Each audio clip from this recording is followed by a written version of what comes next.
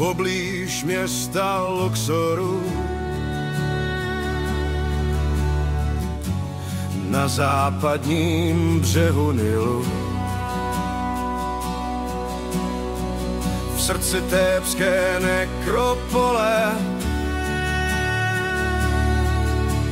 vádí El Muluk se klene. Chlouba dávných časů, epocha mocných faraonů, jména vrytá do kamenů, včetně všech rodokmenů.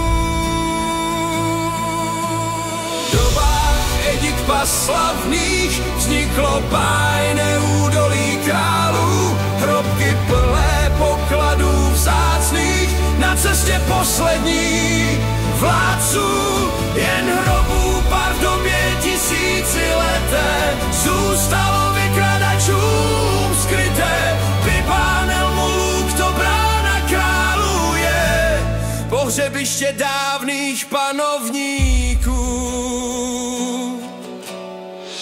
Tajemství hluboko ukryté, klidný spánek věčný chrání. Svědkové času zapomenuté, příběhy dávné vypráví. Jména vrytá do kamenů, včetně všech rodokmenů, jsou chráněny mocnou kletbou pro ty, kdo klid v rukách ruší.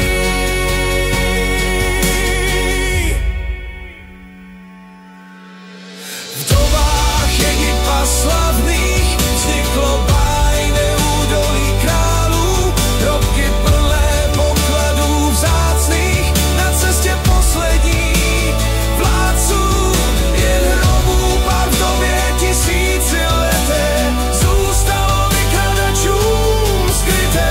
Pipán El Muluk, to brána králů je, pohřebiště dávných panovníků.